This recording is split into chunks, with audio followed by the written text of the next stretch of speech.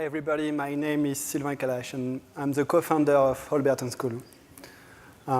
So we are a 2-year alternative to college. We are training full-stack software engineer.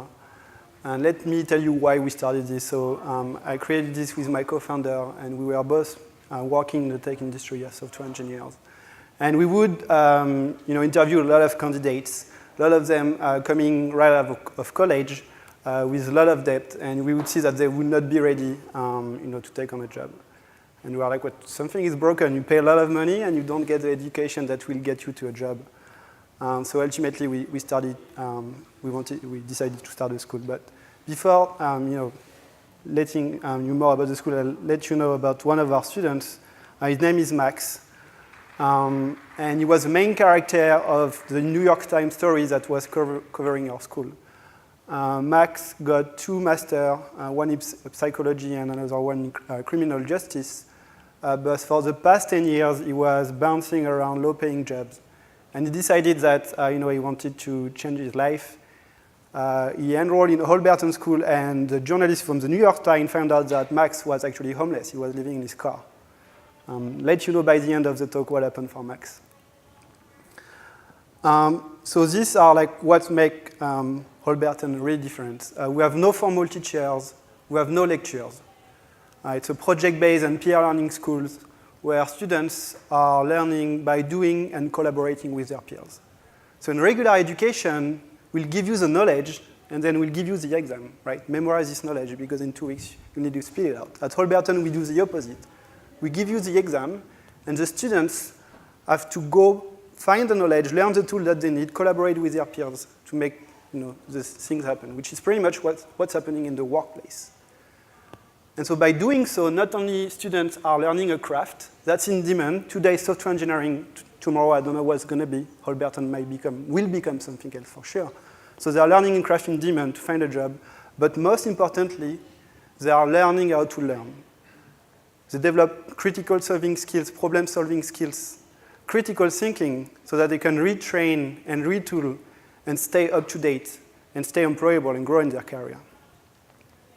We wanted to make this education accessible to the most. And obviously, one of the huge barriers is cost of education. So the school is completely free for students until they find a job. We invest in student education, and if they succeed by finding a job, then they pay back a percentage of their salary for 3 years. And we use this money to finance the next generation of students. So it's an organic cycle where we, as trainers, must make our students succeed.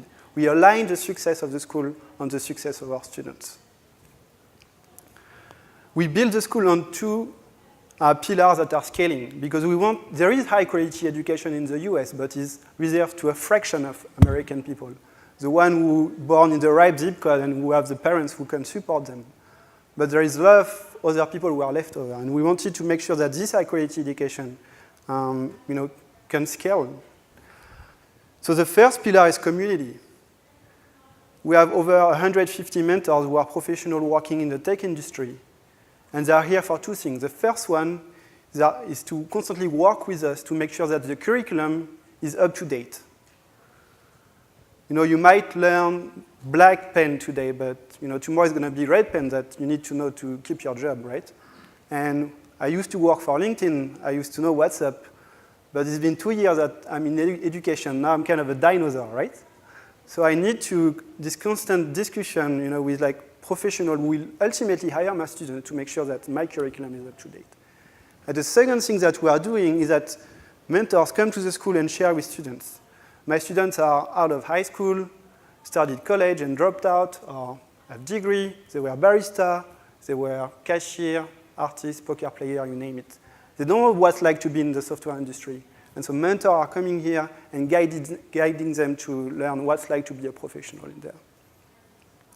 And obviously, we are using software. Software scales very easily. We use it to grade most of our students' assignments. There is no discrimination bias. It's instant. And speaking of discrimination and human bias, we also wanted to be part of the gender and diversity issue in the tech industry. And so our application process is online, blind, and fully automated, meaning that there is no human interactions to select students. And so we came up with like a pretty diverse crowd of students so far. 50% of our students are non-white, 35% women. The age is pretty wide, but also you have non-visual diversity, people from all walks of life, as I mentioned. So far, we have enrolled 200 students. A lot of them find jobs or internship even before graduating.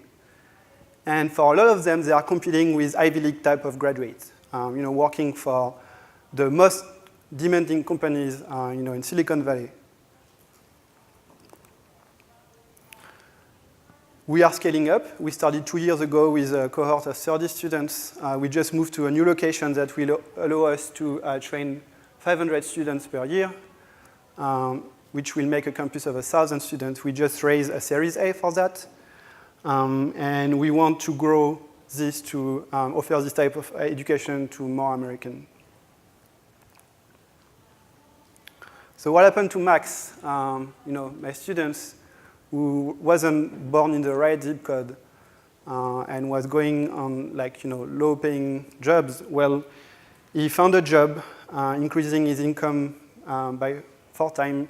Is the first person in his family to make a 6-digit salary, and literally went from being homeless to a software engineer. And we want to make more stories like Max happen.